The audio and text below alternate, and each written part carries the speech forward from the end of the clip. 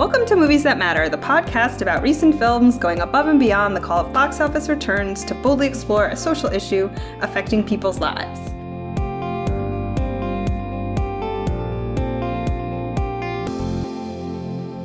I'm Nicole Finari, and with me today is... Garrett Eberhardt. Welcome, Garrett. What movie are we going to overanalyze this week? This week we are overanalyzing Crazy Rich Asians. So the story, based on a book by Kevin Kwan, who was actually in the movie, and I didn't realize that. But the story follows Rachael Chu, played by Constance Wu, an American-born Chinese economics professor who travels to her boyfriend Nick, played by Henry Golding, hometown of Singapore for his best friend's wedding. Before long, his secret is out. Nick is from a family that is impossibly wealthy. He's perhaps the most eligible bachelor in Asia, and every single woman in his ultra-rarefied social class is incredibly jealous of Rachael and wants to bring her down. What did you think? I thought it was really good. It was a refreshing romantic comedy. So I'm not the biggest rom-com fan, but this one felt like a refreshing twist. It had an air of newness to it. Mm-hmm. And I think it was more than just the fact that it was the first all-Asian cast in a Hollywood production in 25 years. Just the way it was shot and how it looked, and then the way the ensemble played together just had a newness to it that really made me like it and made it stand out. Cool. So I read the book. Mm-hmm. I did not. I can honestly say I'm so excited because the next time somebody asks, so name a movie that was better than the book, I'm going to be like, Crazy Rich Asians, because the book was not very good. And they made a lot of changes to the book, which I'll get into, universally for the better. This was the book is very, I called it soapy. It's a very soap opera-y look at this like insular group of people in Singapore.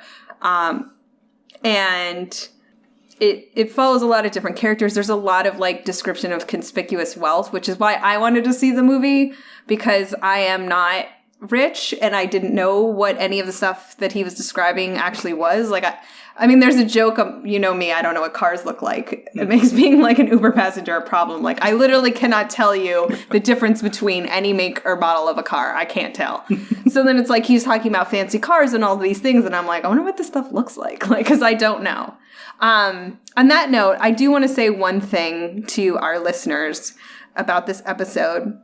So I hope you have noticed that Movies That Matter takes own voices really seriously. So this is a book about, again, like this really interesting community in Singapore of extremely old money, wealthy Chinese people, which Kevin Kwan, who wrote the book, was about. Rachael Chu is not a very major character, and she's one of many characters in the book. The movie focuses a lot more on her and her understanding of going back to quote-unquote the homeland and what it means to be an immigrant. I had no idea that was what this movie was going to be about, because that's actually not what the book is about. And I would honestly say, I wish to God I knew somebody old money that I could have on this podcast. I do have friends who are Asian American, but like I said, I really didn't think that was going to be the focus of the movie. So I didn't know to like prep somebody. I think we can do a credible job. I've done a fair amount of reading and homework on this. Like I said, I have experience with an immigrant background, but this sort of goes off brand a little bit for us. So please be patient. And if you have any concerns about anything that we cover, please raise them with me. I just didn't realize that I was going to need somebody. Like I said, the book is not about that. So I take own voices seriously, as do you. But in my written review of this, I noted that there are a lot of cultural, like, insidery things in the movie that I'm sure that I missed. Mm-hmm. That, people of Asian descent really laughed at, and they got that. One big thing is mahjong. Mahjong, sorry. And the importance of that game, and that's something that, as I was watching, I didn't get as much until I did more reading. But I noted in my review that even though there were some cultural cues I missed out on, I think that that's okay. And that's an important part of the push for diversity in Hollywood, that, not every movie or film is going to be for you. And people in other cultures, and particularly in the dominant culture, have to accept that that's okay. Sometimes things aren't going to be 100% for you, but it's still good that they're out there. So while Unowned Voices is, and having that covered is a good thing, sometimes, things just don't fall in your wheelhouse, and I think that's okay too. Yeah, I appreciate that. And so you're getting two non-Asian. I am, I guess, second generation immigrant, so I'm not, my parents didn't immigrate, my grandparents did. This is our perspective.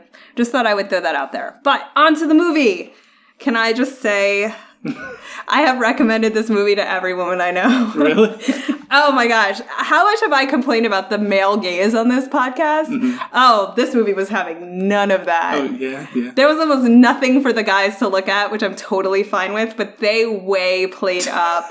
There was a lot of Asian beefcake in this movie is all I'm saying, and I highly enjoyed it. And I felt like it was very intentional, which this sort of stereotype, the stereotype and how that stereotype is frequently enacted in Hollywood of the sort of sexless Asian male. He's never given a love interest. He's never portrayed as somebody who's desirable. Or who desires. Yeah. And they went all out in this movie. It was like, you were not going to leave this movie thinking that they're not like dang hot Asian men, and I was for it. Thank you for the eye candy. Yeah, so that's true. Obviously, it's not something I thought about, but yeah, that's true. Actually, it's kind of fun to do a rom-com with a straight man, because it's like not necessarily a genre most associated with your demographic. So other things we liked about the movie. I liked that it tried to have some thematic depth. That's what I'm all about in films. The book had none. I didn't see that coming. Yeah, so the way that it delved into the pressures of image and being image conscious, and how it explored that through two different relationships, one with Astrid and Michael, and then the other with Nick and Rachel, and how it covered both. So the insecurities that Rachel felt as a first-generation immigrant who didn't come from money, came from a broken household, juxtaposed to how image consciousness affected Astrid as a rich woman, and how she tried to tamper down her wealth and being conscious of that in order to spare the feelings of her husband, Michael. And so showing how it affected both sides of the spectrum, I thought was pretty well done and interesting to look at. Yeah, so a few, can we just take note of, first and foremost, the amazing performances? Having read the book, the actress who played Astrid nailed it. She's great. Gemma Chan, she's excellent. She had that perfect, wealthy ice princess look down to the last detail. She was exactly how I pictured, as was Amaranta, who wasn't, again, a big character in the book either. She was really good. Awkwafina is on fire. On fire. A lot of controversy around Awkwafina, but yeah, I enjoyed her performance. I thought she was great. I really enjoyed her. I want to circle back to the whole, one of the things the movie does is kind of give you that juxtaposition of the nouvea riche and the old money, which actually is something I'm somewhat familiar with. And I complained about in Ocean's 8 how for a movie that had so much luxury and fashion and the Met Gala, the director absolutely didn't know how to film any of that. Not the case with John Chu. Lovingly, the mandatory fashion montage and food montage. I mean, I saw this movie right after work, and I just leaned over and whispered to my friend. I was like, I'm so hungry right now. She's a lot of people have been saying that. I was like, I've been to that street market in Singapore, so I just the sort of lush lavishness of their conspicuous wealth and all the fashion I thought was given great loving care by the cinematographer and the director. And I was like, yeah, you nailed it. Because it needed to be about their wealth. It was a good tourist ad for Singapore. I remember I was watching, I was like, man, I want to go to Singapore now. No, that's all there is. I always joke, Singapore is like a giant shopping mall that is a country, which is really run down. And I read an article, actually, so the one negative thing I heard from one of the things I read, which I'll post in the show notes, was that this did a huge disservice to Singapore, which is a very diverse country. I just don't find that criticism legitimate because this movie wasn't about, or the book wasn't about Singapore. It was about this very rare, it was one of those books that's like, here's a culture you know nothing about. It's a subculture. You wouldn't have heard of it, except that I'm from it and I'm going to tell you what it's like. There's a lot of fun books like that. And it's unfair. Not every film has to be for everyone. And right. You can't cover all bases. So, this was supposed to be a semi-lighthearted rom-com about a rich, old money Asian family. Like, they weren't trying to make a social justice-y examination of, a caste system in Singapore and juxtapose how richer, fair-skinned Asians are treated as opposed to, darker, poorer-skinned Asians. Like, that's not what the film was about. Like, it can't be about everything and please everyone. And, that's a big problem I have with some corners of criticism where, it's sort of narcissistic where, like, if the film doesn't speak directly to me, then it's a bad film. Like, no, everything can be covered. Right. Where Stephanie Fu said when she heard, like, the first Hokkien, if I'm pronouncing that correctly, like, a word spoken in the movie, she just, like, burst into tears and didn't hold it together the whole time from there on because she'd never heard, her language spoken in a movie before. But again, it was very much about that these people are not of Singapore at all. Like, they're their own world and they don't have any touchstone with what real people are like. So again, and I just had this, I had so much fun with it. I noticed that at the wedding, he kind of snuck a little dance scene in there. So his background is in filming dance movies. I thought it was put to good use in this movie. The wedding, I was like, I mean, y'all don't even know. Like, there's this this stream of water that like starts flowing through the church, and the bride is in this crazy dress, and she's like walking up this stream. That's like how she makes her entrance. Like, again, lavish, lavish, lavish. And I was like, you want to hate this so bad, because in some ways it's like the tackiest thing in the world, but then you're just like, I was so sold on it. I was like, oh, it looks amazing. Yeah, it was a very stylish film. Like, even to like the title cards where like it switched around and the font they used and the colors, it was really eye popping. So that's something that stood out to me like while I was watching it. I love that opening montage where they're sent the eye popping colors and they're sending the text messages around. Oh, yeah. And I just thought like it like level set the movie really well in terms of like, this is going to be about stuff, but it's still going to be lighthearted and it's going to be fun and it's going to be colorful.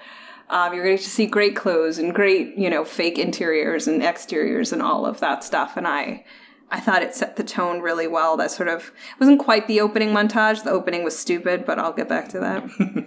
This is the only criticism I can make about this movie is that nobody who wrote this movie understands anything about economics or game theory. It was like, that was handled really badly. If that was supposed to be a college economics class, no. And then her like explanation later was bad. But it tied into the Mahjong game, right? Yeah, so about the Mahjong game, everyone's like, oh my God, it had so much like meaning and significance. So then I read one of the articles about it, and I was like, so the only nuance we really missed out on the Mahjong scene was that I guess the empty bamboo is like a symbol for the immigrants, the like diaspora, so that it was a bamboo piece. And then I think the big thing was that, so you play it for people sitting around a table, and each of the seats is given a cardinal direction. So Rachael Chu, the character, takes the west seat, and she leaves the east seat open. But I'm like, basically like, yeah, I followed it. She gave the other woman the winning hand. Like, was I not supposed to? Like, I was like, I don't feel like I needed to be an expert in Mahjong to have caught that. It did have, John Chu did put some, like, good little visual Easter eggs in there. Like, I caught two. When Rachel was looking for a dress to go meet the parents the first time, and it was, like, a blue and white striped dress, and her mom told her, like, that looks like something you wear at a funeral. And then later in the movie, when she and Astrid buried that fish that they put in her bed, she was wearing, like, something blue and white. I noticed that, too. So there were two movie homages that I caught. One was super obvious. One was a little bit more subtle. I'm going to let you go. I didn't notice anything. The helicopters? They're all in the helicopters, and they're playing the opera exactly like in Apocalypse Now. Yeah, that was like, I thought that one was pretty overt. There was a second one. Oh, come back to the late 80s with me, people. Come back. It's so fun there. So when she arrives at the wedding, her roommate, Pickling, who's played by Awkwafina, is her driver. She has short blonde hair, and she's dressed in a chauffeur's outfit. And I'm sitting there like, oh man, Some Kind of Wonderful? Really? That is an obscure movie reference to make, but I caught it. I see what you did there, John Chu. I saw it. So, special Easter egg for those of us who love, like, the old school rom-coms. And also, like, there was, like, a good Cinderella reference with her carrying her shoes and coming home at the end of the night, having run away from the party. Yeah. But all in all, like, the cast did a really good job. I guess this was Henry Golding's first film. Mm-hmm. Yeah. He never asked before. I guess he was like a host or something over in like BBC or whatever. Yep. I couldn't tell.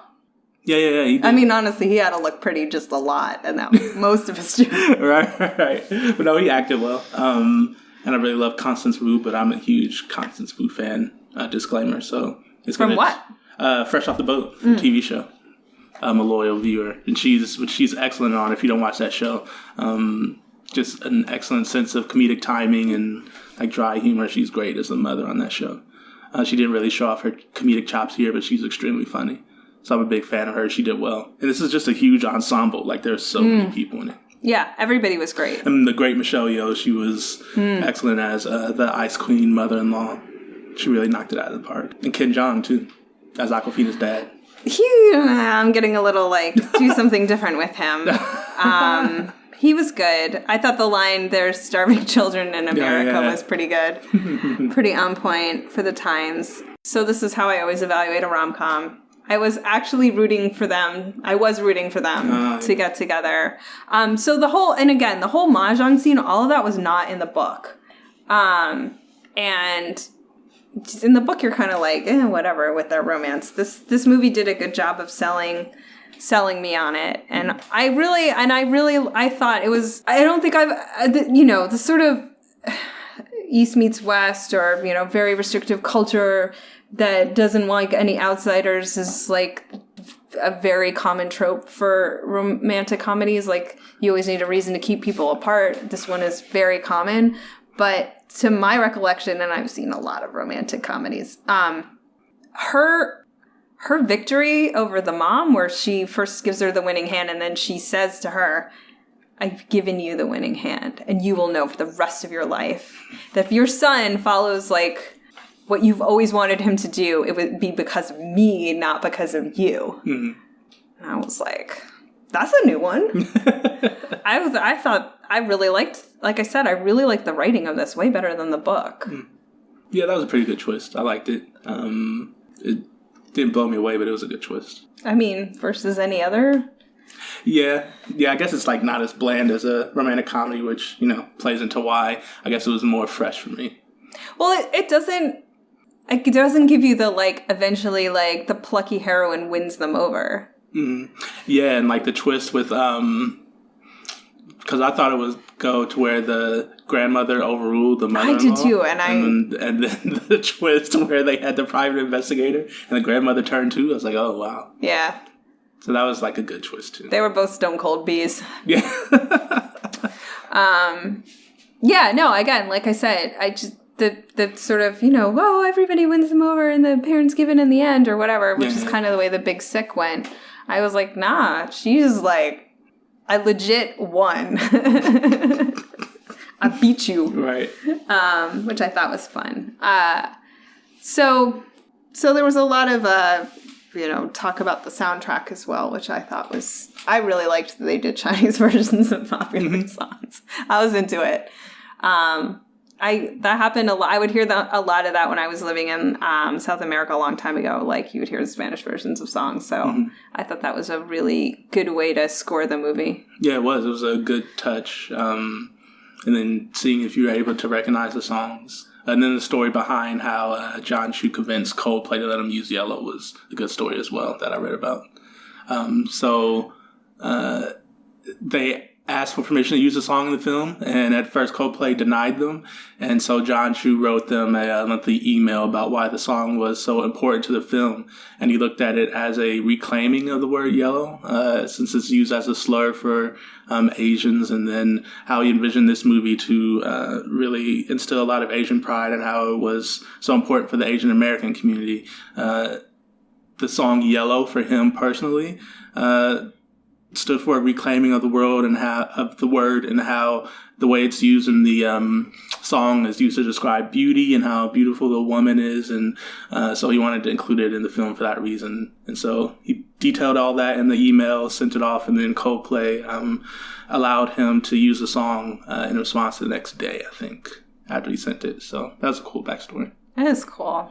Yeah, I think there was just a lot of very deliberate elements in this movie to reclaim the pride of this community. And again, like making the guys super hot, making the women fashionable, but then quirky. Like, I think the controversy over Awkwafina's character, her roommate from college, like she's very sort of outre and like eccentric, but Asian people, so the model minority stereotype like doesn't give them room to be bohemian. Mm-hmm. So I actually thought it was really important that they have her. Yeah, that's a good point. Be this sort of crazy. I did think though. So let's talk about New York. Let's talk about how Rachael Chu, this character, is from Queens, and she doesn't know the difference between she doesn't understand old money. And that's something you understand in Queens?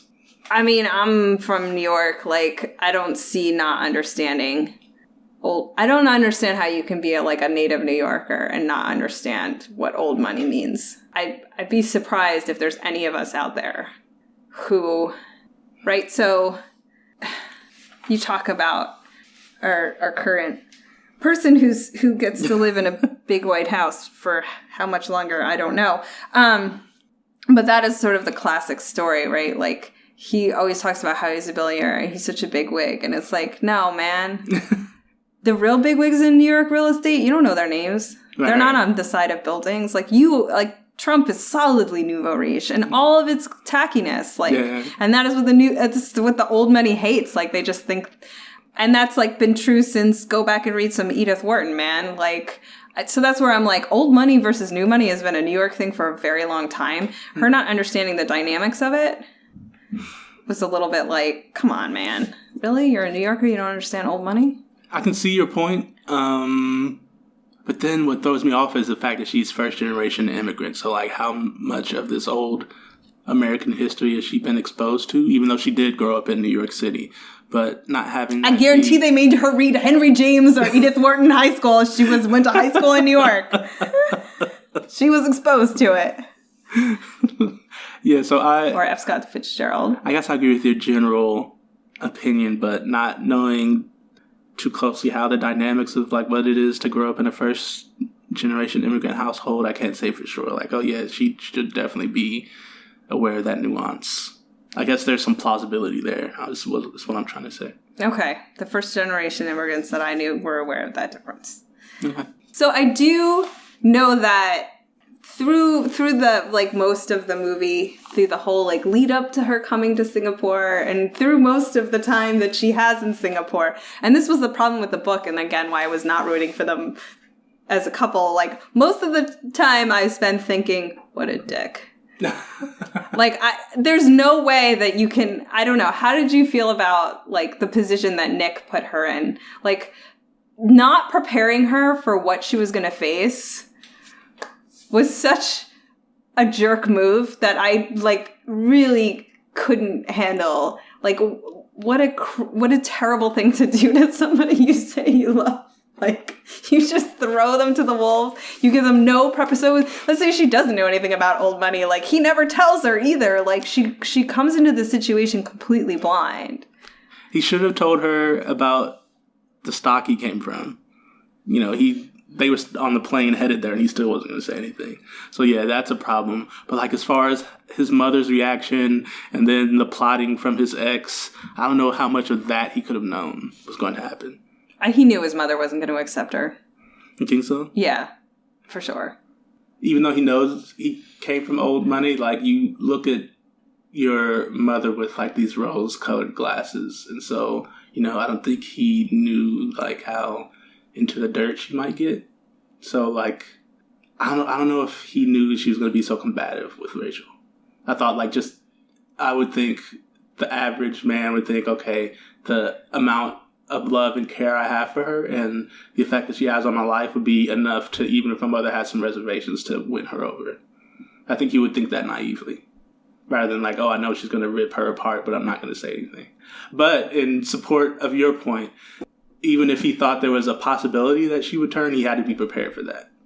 He just doesn't warn her at all. And I agree with you about the ex-girlfriend or whatever. Like, that part, no. But I just didn't think, the whole thing of, like, she has no idea he's from the super wealthy family and he springs it on her. Yeah, he never tells her. I'm like, that's a lot to not tell somebody, that you've been dating and that you're bringing home to meet your folks. Like, yeah. That's a precarious position for anybody to be in, to begin with, the sort of meet the family. But I wanted to get into, which is funny because we sort of had this discussion on Twitter already. So, the heart of this movie is about how American people don't value family. They value, love and passion and all of that in a fulfilling life over family, which is more important. And the movie sort of tries to have it both ways with the ending by having his family come around to Rachel. But I didn't feel like the movie gave the family any much of a winning hand of their own to begin with. How did the message of the movie resonate with you? It is kind of resolved. Unresolved now that you're talking about it. They, had the family. Well, they need that sequel. Right. Exactly.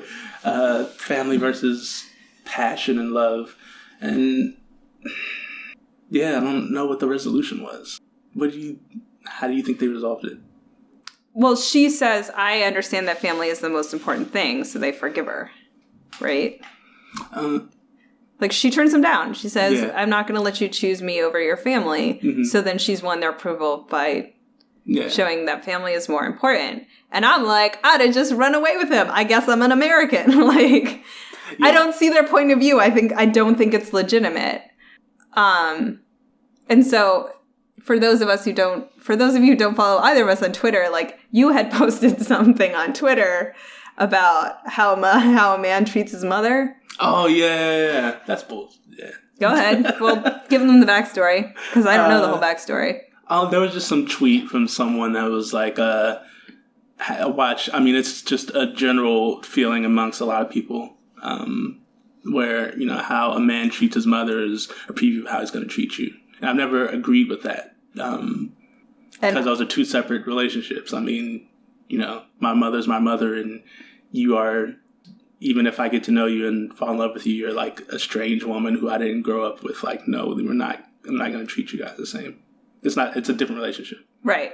So you had said this is something specific to the Black community. Yeah. Just in my experience, because that's the community I come from. So you hear that a lot in the Black community. I don't know if I should speak for the white community, but yeah, that's a popular turn of phrase. How he treats his mother is how he's going to treat you. I've never agreed with that. Right, and I'm in the Italian community, if a man treats his mother like gold, there's a red flag! Run away! Yes. You're going to be a second-class citizen in your own home, because his mother is always going to be number one, right? It's you take that same dynamic, and when you come from this sort of enmeshed family dynamics, my attitude to that statement is walk away, honey. That's a red flag. Yeah, Mamonis. I learned about that in middle school. You learned about Mamonis in middle school? I did, yeah. Do you want to explain for those people who are not familiar? So Mamonis are Italian men who are extremely close with their mothers, and they still live with their mothers late into life, and it's just Late. Yeah, late, like not like 19 late, like later than that. And just like having an extremely close relationship to the point where it's a little weird and limiting. Right. And I think, so I think the movie, and that's what the movie doesn't go into that. That would be sort of the next step once they're engaged. But like the mother is basically saying, you choose me or you choose your wife. Well, it is very much a cultural tradition to choose your mother, choose your mother every time. And I would agree that it is a very Western, very American tradition to say, no, you choose your wife. Like, right. And that's like, that's biblical a lot. I mean, like, that's something I grew up, knowing, like, I'm making a face. Y'all don't know. I don't really know the Bible that well. No, but like, that's something that, you hear in some Christian households where like, once you make a woman your wife, like that's your new family now. And you have to, you can't choose like your mother over your wife. She's the new main woman in your life, and you have to make that transition.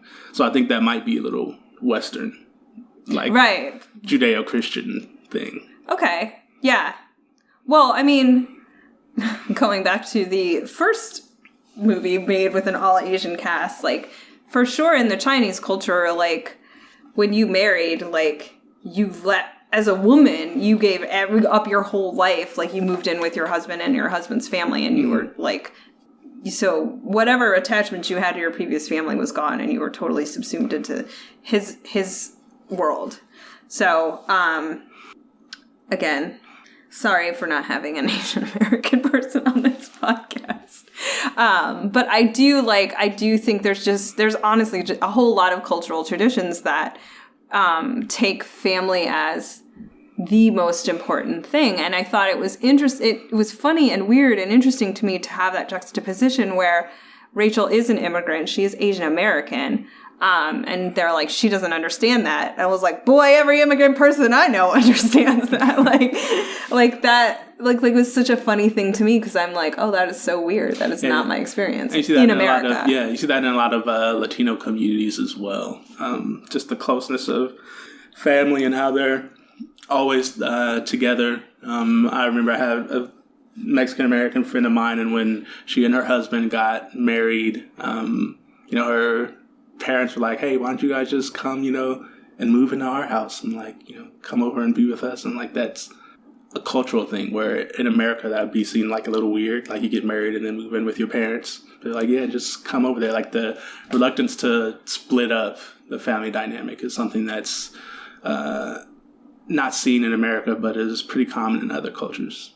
Yeah. I always used to say in Latin America, you live at home until you get married and then you move next door. Yeah. Which actually, it's, again, cultural touchstone of like a big fish out of water rom-com, My Big Fat Greek Wedding. Like they literally move across at the end of the movie, they live across the street from her parents. And again, like that's a movie about a culture in America where the family is super enmeshed. So it was really interesting for me to see the movie take this on and have them say, you Americans don't understand family. And I'm like, that is so not my experience of America. No, I think it is from my perspective. Okay. But I'm like, so my family lineage is deeper. You're a lot more American than I am. Yeah. You can say it. Yeah, my family's been here longer. And so I think it's like, once you're so far removed from your immigrant roots, like it gets fair. That way. That's fair. And like, I mean, just even taking away the marriage part, I mean, just kids living at home, like in America, you get around 18 to 20 and you leave. And, you think about how that's playing out with like the housing market and how millennials are having such a tough time. Like this would be less of an issue in other cultures because, you'd still be at home with your parents. True. That's very true. And that's a crack they made in the movie too. When, I can't remember what conversation it was, but they made a crack about putting a grandparent in a nursing home like an American. Yeah. Well, and they also made a crack about plastic surgery, which I didn't realize was like a huge thing over there. Oh, yeah. That was another one in the articles I read. They were like, differences. And the crack about her Gap outfit, which I thought was awesome. Yeah. I mean, so I'll give you that. Like the whole, like, you don't, like, worship your elders here. That is, you know, very American. But I guess, like, because I'm an American, again, I don't feel like his family made the case that he should, in fact, subsume his whole life into his family, take a job he doesn't want, and, move home. I was like, I mean, family's nice and all, but... Right. Yeah, no, that's where my Americanness kicked in. Like I said, where you talked about how he didn't prepare Rachel. And I said he should have been prepared to, buck back at his mother a little more than he was. But that's like an American worldview, where I'm like, no, if this is the woman you're going to spend the rest of your life with, you've got to put your foot down with your mother. And that's like a very... He does. Yeah. He does say, like, he proposes, he's like, let's run away. I'll leave them all behind for you. It just, again, he doesn't warn her that any of this is coming in the first place, which I was like, at some point, you can't not tell somebody before they meet your parents that, oh, by the way, we are fabulously wealthy.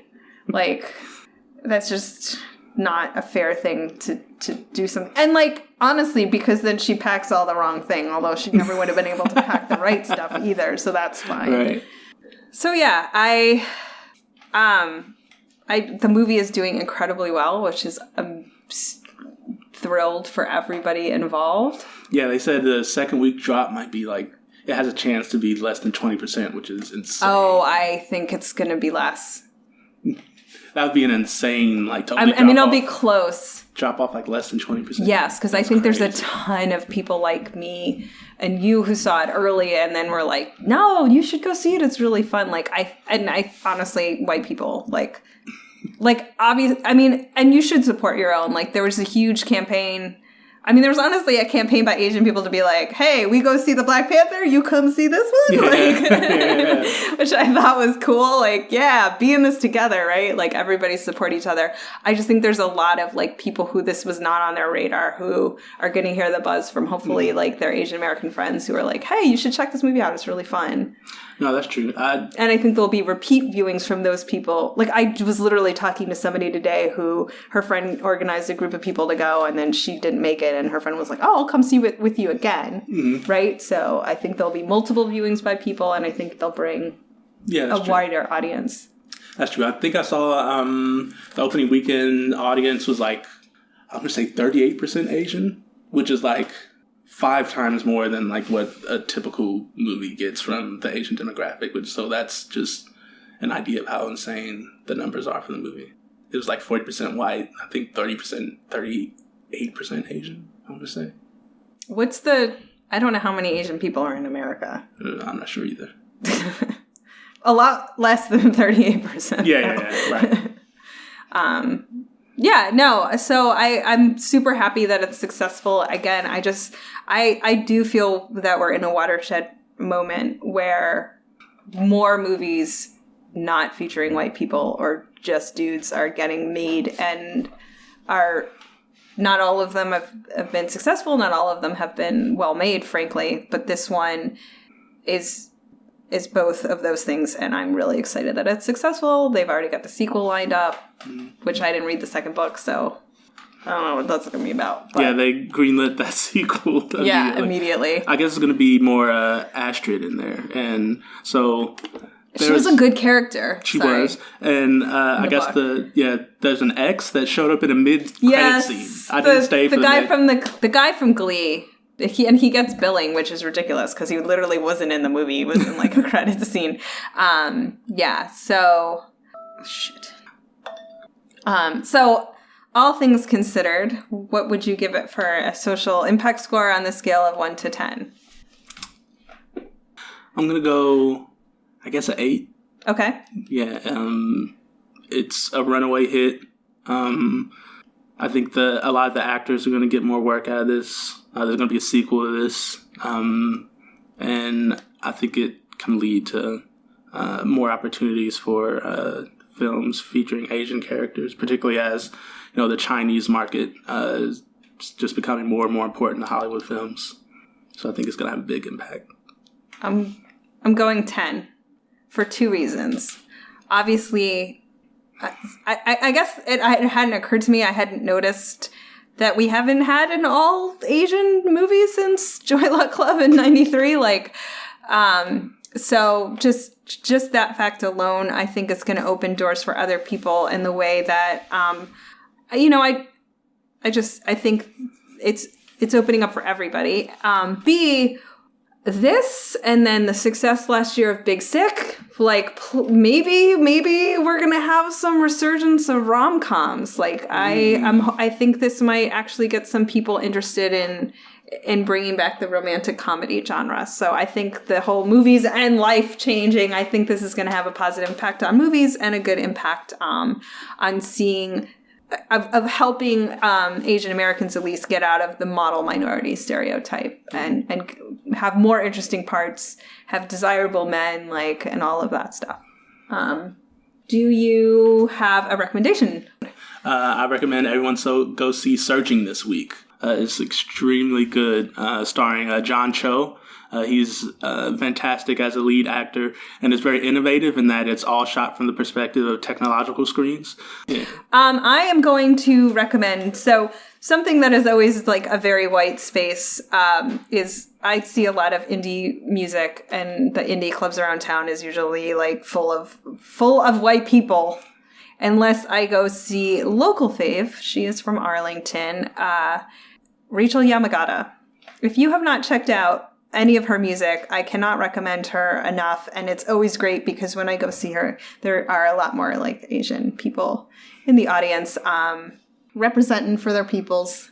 But she's great. All of her songs are about heartbreak. So we hope you enjoyed this episode of Movies That Matter. If you did, please take a second to leave a review on iTunes and recommend it to your friends. Check out our website, moviesthatmatterpodcast.com, for links to things we've discussed and to visit our store. Check out Garrett's website, cinemababel.com, for his reviews. If you want to talk to us, leave a comment on our Facebook page or on Twitter with our tag @MoviesMatterPod if you want to talk to Garrett. You can catch me on Facebook or Letterboxd at Cinema Babel. I'm also on Instagram at Cinema Babel and Twitter at The Cinema Babel. Also, check Twitter next Thursday to find out what movie we're overanalyzing next. And remember, movies matter. And so do you. We'll see you next time.